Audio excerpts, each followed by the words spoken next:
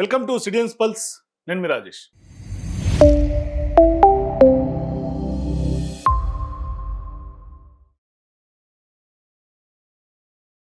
So ఇప్పుడు 5 రాష్ట్రాలకు సంబంధించిన ఎన్నికలు ముగిసిన తర్వాత, రిజల్ట్స్ వచ్చిన తర్వాత, కేరళలో యూడీఎఫ్ ప్రభుత్వం ఏర్పడిన తర్వాత సీఎం రేవంత్ రెడ్డి ఢిల్లీ పర్యటన ఆసక్తిని రేపుతోంది. పెద్ద ఎత్తున పొలిటికల్ వర్గాల్లో చర్చలకు, అట్లాగే ఇప్పుడు నెక్స్ట్ ఈ యొక్క ఎన్నికల తర్వాత క్యాబినెట్ విస్తరణ జరగబోతా ఉంది. ఖాళీగా ఉన్నటువంటి క్యాబినెట్ బెర్తులను కూడా ఫిల్ చేస్తామంటూ కూడా రీసెంట్గా రేవంత్ రెడ్డి చిట్ చాట్లో చెప్పినటువంటి సందర్భంగా సో ఇప్పుడు ఆయన ఢిల్లీకి వెళ్ళి అట్నుంచి కేరళకు సంబంధించినటువంటి సతీశన్ గారి యొక్క ప్రమాణ స్వీకారంలో, కేరళ సీఎం ప్రమాణ స్వీకారంలో పాల్గొన్న నేపథ్యంలో ఇప్పుడు నెక్స్ట్ క్యాబినెట్ విస్తరణ ఉండే అవకాశాలు ఉన్న సంకేతాలు వెలువడుతున్నటువంటి నేపథ్యంలో మరి ఈ పర్యటనలో క్లారిటీ ఎంతవరకు వచ్చే అవకాశాలు ఉంటాయి, మరి ఎవరెవరికి బెర్తులు ఉండబోతున్నాయి అనే చర్చ సాగుతున్నటువంటి నేపథ్యంలో ఈ వీడియో చూస్తున్నటువంటి ప్రేక్షకులు, సిటిజన్స్ పల్స్ వ్యూవర్స్ అందరూ కూడా ఖచ్చితంగా మీరు ఎవరెవరికి నెక్స్ట్ క్యాబినెట్ బెర్తులు వచ్చే అవకాశాలు ఉన్నాయి, ఎవరెవరికి ఇచ్చే అవకాశాలు ఉన్నాయి, ఎవరు ఇన్ అవుతారు, ఎవరు అవుట్ అవుతారు అనే అంశాల మీద మీకు తెలిసినటువంటి అభిప్రాయాన్ని కింద నాకు కామెంట్స్ చెప్పండి.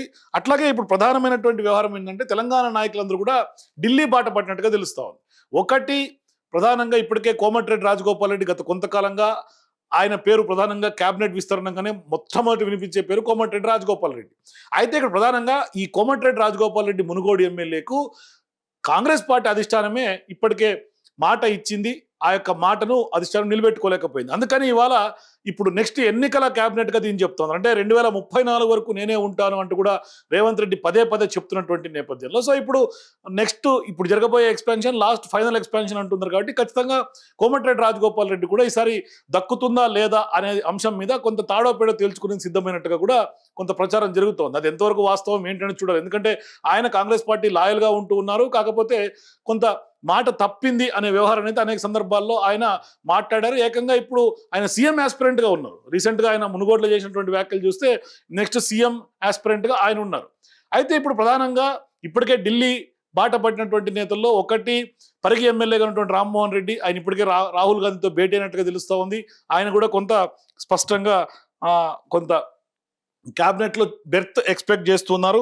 అట్లాగే మల్రెడ్డి రంగారెడ్డి కూడా ఢిల్లీకి పయనమైనట్టుగా తెలుస్తుంది. ఆయన కూడా హైకమాండ్తో లాబింగ్ చేసే కార్యాచరణలో నిమగ్నమైనట్టుగా తెలుస్తుంది. ఇంకా ప్రధానమైనటువంటి వ్యక్తి కోమటిరెడ్డి రాజగోపాల్ రెడ్డి. సో ఇట్లా ఎవరైతే క్యాబినెట్ బెర్తులు ఎక్స్పెక్ట్ చేసినటువంటి నాయకులందరూ కూడా ఇవాళ ఢిల్లీకి వెళ్ళటం, అక్కడ లాబింగ్ చేయటం, అధిష్టాన పెద్దలతో కొంత వాళ్ళందరూ కూడా పైరవీలు చేయటం. సో ఇది ప్రధానంగా సాగుతోంది. కాకపోతే ఇప్పుడు నెక్స్ట్ ఎక్స్పాన్షన్ ఎప్పుడు ఉండబోతున్న చర్చ సాగుతున్నటువంటి నేపథ్యంలో ఖచ్చితంగా కాంగ్రెస్ అగ్రనాయకులతో రేవంత్ రెడ్డి గారి భేటీ తర్వాత ఒక క్లారిటీ వచ్చే అవకాశం ఉంటుంది ఈ ట్రిప్ తోటి అనేది ఒక అంచనాకు వస్తున్నారు. కానీ రాష్ట్రంలో ఎప్పటి నుంచో పెండింగ్లో ఉన్నటువంటి క్యాబినెట్ విస్తరణ, అట్లాగే నామినేటెడ్ పదవులకు సంబంధించినటువంటి భర్తీ, ఇటువంటి అనేక రాజకీయ అంశాలు, మరోవైపు కాంగ్రెస్ పార్టీ భవితవ్యం కూడా వీటి మీద బేస్ అయ్యిందని చెప్పుకోవాలి. సో ఖచ్చితంగా ఇవన్నీ అంశాలు కూడా చర్చకు వస్తాయి. రేవంత్ రెడ్డి అట్లాగే కాంగ్రెస్ పార్టీ అధిష్టాన పెద్దలతోటి అనే చర్చ జరుగుతోంది. ముఖ్యంగా రాష్ట్ర క్యాబినెట్లో ఖాళీగా ఉన్నటువంటి రెండు మంత్రి పదవులు, ఆ యొక్క బెర్తులు, దాంట్లో ఎవరిని తీసుకోవాలి, మరోవైపు ఖచ్చితంగా పునర్వ్యవస్థీకరణ చేస్తే మార్పులు చేర్పులు ఏ విధంగా ఉండాలి, ఈ యొక్క పునర్వ్యవస్థీకరణ అంశంపైన అధిష్టాన పెద్దలతో చర్చించి ఒక క్లారిటీ దిశగా అడుగులు పడే అవకాశాలు ఉన్నట్టుగా ఢిల్లీ వర్గాల నుంచి మనకు అందుతున్నటువంటి సమాచారం. అయితే ఇప్పటికే పలువురు మంత్రులు పనితీరు సరిగా లేదని, ఆరోపణలు ఉన్నాయని, అవినీతి అక్రమాలకు పాల్పడుతున్నారని, ఇప్పటికే ప్రోగ్రెస్ రిపోర్ట్ కూడా రేవంత్ రెడ్డి కొంత సీక్రెట్గా తెప్పించుకొని పెట్టుకున్నారని, సొంత జిల్లాలోనే కొందరు మంత్రులు పార్టీ ఎమ్మెల్యేలు, ఎంపీలు, ఎమ్మెల్సీలతో విభేదాలు ఎదుర్కొంటుండటం, ఇవన్నీ కూడా కొంత పరిణామాలు ప్రభుత్వానికి ఇబ్బందికరంగా మారినటువంటి పరిస్థితులు మనకు కనిపిస్తున్నాయి. సో వాటికి చెక్ పెట్టాలని కొత్తగా కొందరిని తప్పించి కొందరిని ఇన్ తీసుకునే అవకాశాలు ఉంటాయి. రీసెంట్గా పొంగులేటి శ్రీనివాసరెడ్డి ఒక ప్రైవేట్ ఛానల్తో మాట్లాడితే క్యాబినెట్లో మనస్పర్ధలు ఉన్నాయా అంటే ఖచ్చితంగా ఒక ఇంట్లో అన్నదమ్ముల మధ్య ఏ విధమైనటువంటి మనస్పర్ధలు ఉంటాయి అట్లా చిన్న చిన్నవి ఉంటాయి సహజంగానే ఆయన ఒప్పుకున్నటువంటి పరిస్థితి. సో కాబట్టి ఖచ్చితంగా క్యాబినెట్లో కొంత లుకలుకలు ఉన్నాయని వాటైతే వాస్తవంగా అనిపిస్తోంది. మరో పెద్ద ఎత్తున అవినీతి ఆరోపణలు ఇవాళ రేవంత్ రెడ్డి ప్రభుత్వం ఫేస్ చేస్తుంది. ఇప్పటికే బీఆర్ఎస్ పార్టీ అనేక అంశాలు క్యాబినెట్ మంత్రులుగా ఉండి ఆరోపణలు ఎదుర్కొంటున్నటువంటి వాటన్నింటి కూడా బయటపెట్టినటువంటి నేపథ్యం. మరీ ముఖ్యంగా పొంగులేటి శ్రీనివాసరెడ్డి వ్యవహారం, అటు పెద్ద ఎత్తున భూములకు సంబంధించి కానీ, లేదంటే అనేక అంశాల్లో పొంగులేటికి సంబంధించినటువంటి కాంట్రాక్టుల వ్యవహారం కానీ ఇవన్నీ కూడా బయట పెడుతున్నటువంటి నేపథ్యం. సో ఇప్పుడు కనుక పునర్వ్యవస్థీకరణ చేస్తే ఎవరు ఇన్ అయ్యే అవకాశం ఉంది, ఎవరిని ఎగ్జిట్ చేసే అవకాశాలు ఉంటాయని చర్చ సాగుతోంది. అయితే మొత్తం ఇప్పుడు తెలంగాణ రేవంత్ రెడ్డి క్యాబినెట్లో 18 మంది మంత్రులకు అవకాశం ఉంటే ప్రస్తుతం ముఖ్యమంత్రితో సహా 16 మంది మంత్రులకు మాత్రమే ఇప్పుడు అక్కడ క్యాబినెట్లో కొనసాగుతారు. అంటే ఇంకా 2 స్థానాలు ఉన్నాయి. మొన్న ముగ్గురిని జూబ్లీహిల్స్ ఎన్నికల కంటే ముందు వివేక్, అడ్లూరి లక్ష్మణ్, అట్లాగే మన దానికి సంబంధించినటువంటి వాకిటి శ్రీహరికి ముగ్గురు బెర్తుల్ని ఫిల్ చేసుకున్న ఇంకా 2 పోస్టులు ఖాళీగా ఉన్నాయి. మరోవైపు రేవంత్ రెడ్డి గారి దగ్గర కూడా చాలా వరకు శాఖలు ఆయన వరకే పెట్టుకునేది. అది కూడా పెద్ద ఎత్తున విమర్శనాత్మకంగా మారుతోంది. ఎందుకంటే హోంశాఖ, విద్యాశాఖ, అట్లాగే ఎంఏయుడి కీలకమైనటువంటి శాఖలన్నీ కూడా రేవంత్ రెడ్డి గారి దగ్గరే ఉంచుకోవటం మీద కూడా ప్రతిపక్షాల నుంచి విమర్శలు ఎదుర్కొంటున్నారు. అట్లాగే ప్రధానంగా ప్రజల నుంచి కూడా ప్రభుత్వం ఏర్పడి 2.5 సంవత్సరాలు అవుతుంది, కనీసం క్యాబినెట్ కూడా ఫుల్ క్యాబినెట్ ఇప్పటిదాకా ఎక్స్పాండ్ చేయలేనటువంటి పరిస్థితిలో రేవంత్ రెడ్డి ప్రభుత్వం ఉంది. అంటే రేవంత్ రెడ్డి గారు ఏమన్నా అభద్రతా భావంలో ఉన్నారా, లేదంటే మంత్రి పదవుల్లో ఏం జరుగుతుంది, కీలకమైనటువంటి శాఖలు ఎందుకు ఇతరులకి, క్యాబినెట్ మంత్రులకి ఆ పోర్ట్ఫోలియోస్ ఎందుకు అలాట్మెంట్ చేయలేకపోతున్నారు రేవంత్ రెడ్డి అనే చర్చ జరుగుతుంది. సో ఇప్పటివరకు చాలా జిల్లాలకు, ఉమ్మడి జిల్లాలకు ప్రాతినిధ్యం లేనటువంటి జిల్లాలు ఉన్నాయి. ఒకటి ఉమ్మడి నిజామాబాద్ జిల్లాకు ప్రాధాన్యత లేదు, ఉమ్మడి రంగారెడ్డి జిల్లాలకు ప్రాధాన్యత లేదు, వాళ్ళకు కూడా మంత్రివర్గంలో ప్రాతినిధ్యం లేకపోవడంతో ఇప్పుడు క్యాబినెట్ పునర్వ్యవస్థీకరణలో భాగంగా ఆ యొక్క ప్రాతినిధ్యంలో వాళ్ళకి ఖచ్చితంగా ఆ జిల్లాలకు ఇవ్వాలన్న ఆలోచన కూడా చేస్తున్నట్టు కనిపిస్తుంది. మరోవైపు సోషల్ జస్టిస్, సామాజిక సమతుల్యత, అట్లాగే జిల్లాల సమీకరణలు దృష్టిలో పెట్టుకొని మంత్రివర్గ పునర్వ్యవస్థీకరణ ఖచ్చితంగా సీఎం రేవంత్ రెడ్డి గత కొంతకాలంగా కసరత్తు చేస్తున్నారనే అంశాన్ని ఆయనే స్పష్టంగా అనేక చిట్చాట్లు చెప్పినటువంటి నేపథ్యంలో ఎన్నికల తర్వాత ఖచ్చితంగా ఎక్స్పాన్షన్ ఉండే అవకాశాలు ఉన్న సూచనలు అయితే కనిపిస్తుంది. సో ఇప్పుడు పునర్వ్యవస్థీకరణకు సీఎం ప్రయత్నం చేస్తుంటే మరి అధిష్టానం గ్రీన్ సిగ్నల్ ఇస్తుందా లేదని మరో ప్రశ్న. మరోవైపు పాత కొత్త కలయికలతోటి ఖచ్చితంగా మంత్రివర్గాన్ని ఏర్పాటు చేసే అవకాశం ఉన్నట్టుగా, దిశగా కొంత అడుగులు పడే అవకాశం ఉన్నట్టుగా కొంత సమాచారం అయితే అందుతుంది. మరోవైపు సీఎం రేవంత్ రెడ్డి కూడా ఖచ్చితంగా పునర్వ్యవస్థీకరించాలనే ప్రయత్నాలు అయితే చేస్తున్నారు.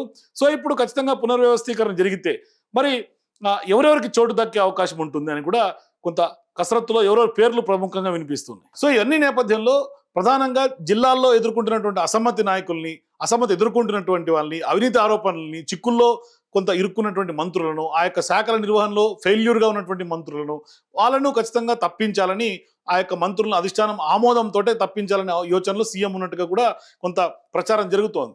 సో డిప్యూటీ సీఎం బట్టి విక్రమార్కను ఖచ్చితంగా స్పీకర్ స్థానానికి మార్చి గడ్డం ప్రసాద్ను మంత్రివర్గంలోకి తీసుకొస్తారన్న ప్రచారం గత కొంతకాలంగా ఎప్పటి నుంచో వినిపిస్తోంది. మరి అది ఎంతవరకు కొంత సఫలీకృతంగా రేవంత్ రెడ్డి చేస్తారని చూడాలి. అట్లాగే పొన్నం ప్రభాకర్, జూపల్లి కృష్ణారావు, కొండా సురేఖ, కోమటిరెడ్డి వెంకటరెడ్డి, ఈ నలుగురు సంబంధించి కనీసం ఇందులో ఇద్దరైనా తప్పించాలి అనేది ప్రధానమైనటువంటి జరుగుతున్నటువంటి చర్చ. ఒకటి డిప్యూటీ సీఎంగా ఉన్నటువంటి భట్టి, అట్లాగే స్పీకర్గా ఉన్నటువంటి గడ్డం ప్రసాద్, వీళ్ళిద్దరిని షఫల్ చేయాలనేది ఒక ఈక్వేషన్ అయితే, రెండు కొండా సురేఖ,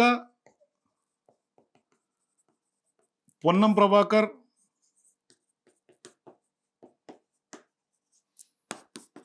జూపల్లి కృష్ణారావు,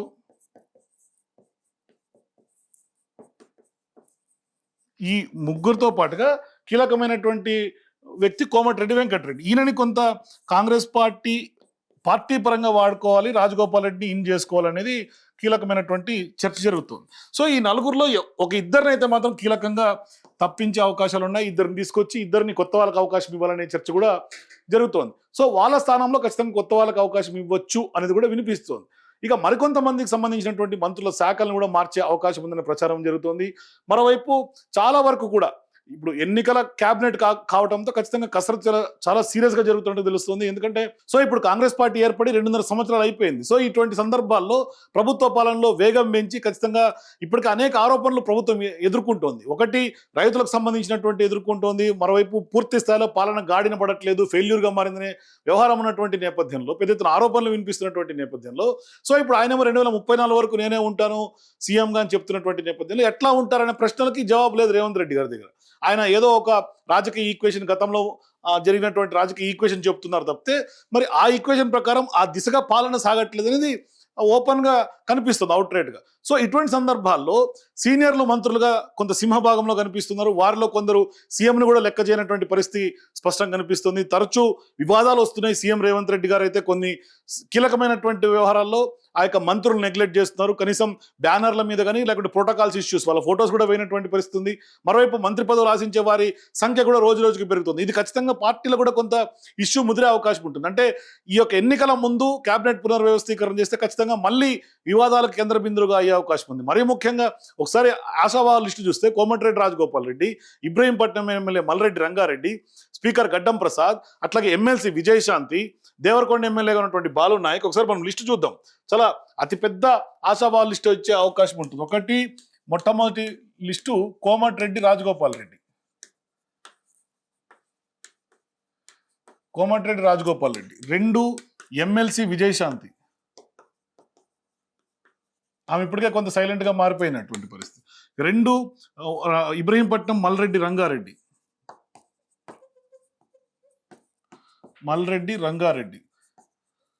అట్లాగే చాలా వరకు ప్రేమ్ సాగర్ రావు, సుదర్శన్ రెడ్డి వీళ్ళకి కూడా కొంత పదవులు ఇచ్చేశారు. అయినప్పటికీ కూడా ఇప్పుడు బాలు నాయక్ ఆయన కూడా యాస్పిరెంట్గా ఉన్నాడు.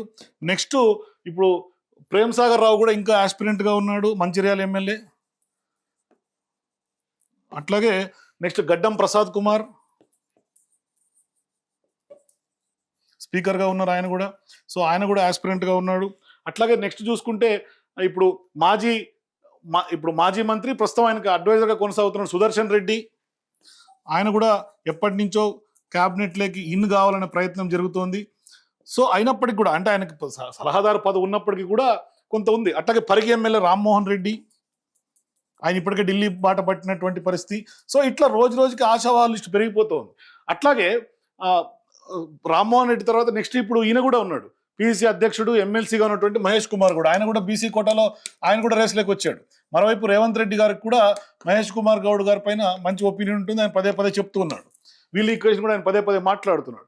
సో ఇట్లా మంత్రి పదవి కోసం ఎవరి ప్రయత్నాలు వాళ్ళు చేస్తున్నారు. పెద్ద ఎత్తున కొంత ఢిల్లీ లెవెల్లో లాబింగ్ ఏది జరుగుతుంది, మొత్తం ఢిల్లీ బాట పట్టినటువంటి నేపథ్యంలో మరి ఇప్పుడు రంగారెడ్డి జిల్లా కోటాలో మల్రెడ్డి రంగారెడ్డికి ఇస్తారా, లేదు రామ్మోహన్ రెడ్డిలు కూడా ఇవాళ ఢిల్లీకి వెళ్ళి లాబింగ్ చేస్తున్నటువంటి నేపథ్యంలో వాళ్ళకి ఇస్తారా, లేదు కోమటిరెడ్డి రాజగోపాల్ రెడ్డి గారికి ఏకంగా అధిష్టానమే ఆయనకి గతం నుంచి కూడా స్పష్టంగా హామీ ఇచ్చింది, ఆ హామీ నెరవేర్చలేదు ఇప్పటిదాకా. సో ఇప్పుడు 2 బెర్తుల కోసం ఇంత పెద్ద ఎత్తున రేసులోకి వచ్చినటువంటి నేపథ్యంలో మరి ఎవరెవరికి దక్కుతుంది, ఎవరికి దక్కదు, మరి ఎవరు ఇన్ అవుతారు, ఎవరు అవుట్ అవుతారు అనేది బిగ్ క్వశ్చన్స్గా అన్ని కూడా మిగులుతున్నాయి. చూద్దాం ఏం జరగబోతుంది. రేవంత్ రెడ్డి గారి కసరత్తు ఏ విధంగా ఉంటుంది, మరి ఖచ్చితంగా ఎవరిని హైకమాండ్ కొంత గ్రీన్ సిగ్నల్ ఇచ్చి క్యాబినెట్లోకి తీసుకుంటుంది. సో మీరు కూడా ఎవరెవరికి దక్కుతుంది, ప్రక్షాళన ఎంతవరకు ఉండే అవకాశం ఉంటుంది, ఎప్పుడు ఉంటుంది, మీ అభిప్రాయాల కింద కామెంట్స్ చెప్పండి. For more videos please watch citizens pulse.